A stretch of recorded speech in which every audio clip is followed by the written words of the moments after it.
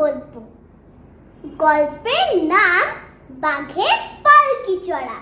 লিখেছে উপেন্দ্র কিশোর রায়চৌধুরী।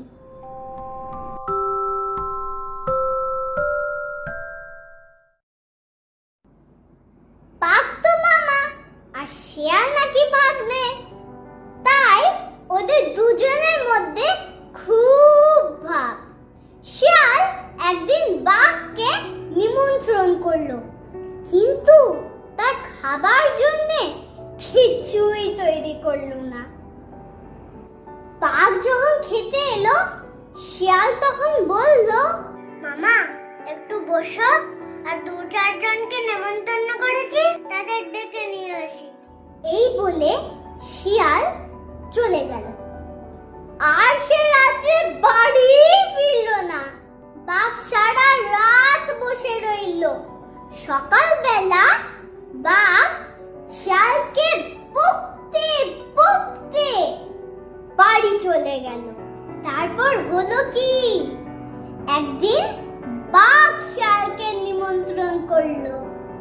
শিয়াল এলেই তাকে খেতে দিল মস্ত মস্ত মোটা মোটা হাড়। সেই এক একটা হাড় লোহার মতন শক্ত। শিয়াল বেচারার 4টে দাঁত ভেঙে গেল, তাও সে একটাও হাড় চিবিয়ে খেতে পারলো না।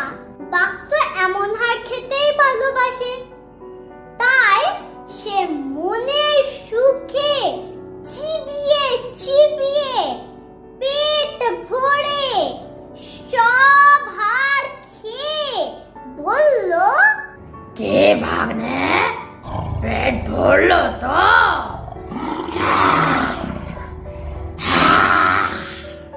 হ্যাঁ মামা, আমার বাড়িতে তোমার যেমন পেট ভরা ছিল, তোমার বাড়িতেও আমার তেমনি পেট ভরেছে।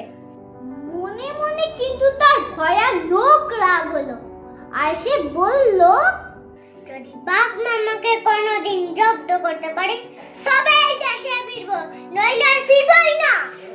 এই মনে করে শিয়াল এই দেশ ছেড়ে আরেক দেশে চলে গেল। সেই নতুন দেশে অনেক আখের ক্ষেত ছিল।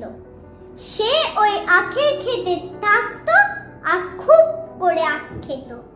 যা খেতে পারতো না তা ভেঙে রেখে দিত। একদিন চাষিরা বলল, ভালো রে ভালো, এমন করে আমাদের আখ কোন দুষ্টু শিয়াল ভেঙে রেখে দেয়? বেটাকে এই সাজা দিতে হবে। এই বলে চাষিরা ক্ষেতের পাশে এক খোয়ার তৈরি করলো। কাঠ দিয়ে ছোট ঘরের মতো খোয়ার তৈরি করতে হয়। তার ভিতরে কোনো জন্তু ঢুকলে দরজা আপনি বন্ধ হয়ে যায়, আর সেই জন্তু আটকা পড়ে। চাষিরা যখন খোয়ার তৈরি করছে, শিয়াল তখন হাসছে আর বলছে, আমার জন্য না মামার জন্য? এমন সুন্দর ঘরে মামা থাকলেই ভালো হয়। তারপর দিনই শিয়াল বাঘকে গিয়ে বলল, মামা একটা বড় নেমন্তন্ন এসেছে, রাজা আর ছেলের বিয়ে। ওখানে আমি গান গাইবো আর তুমি বাজাবে, আর খাবো জানা, তার তো কোনো কথাই নেই। তারা না একটা পালকি পাঠিয়েছে, যাবে মামা? যাব না, এমন নিমন্ত্রণ কি ছাড়তে আছে? আবার তারা পালকিও পাঠিয়েছে। সে কি দেশি পালকি? এমন পালকিতে আর কখনো চড়ানি মামা। এমনই কথা বলতে বলতে তারা দুজনে সেই ক্ষেতের ভেতরে এলো, যেখানে সেই খোয়ার রয়েছে। খোয়ার দেখে বাঘ বলল, খালি পালকি পাঠিয়েছে, বেয়ারা পাঠায়নি যে? আমরা উঠে বসলেই বেয়ারা আসবে। পালকির যে ডান্ডা নেই, বেয়ারা বইবে কি করে? এটা ডান্ডাতে তোরা সঙ্গে আনবে।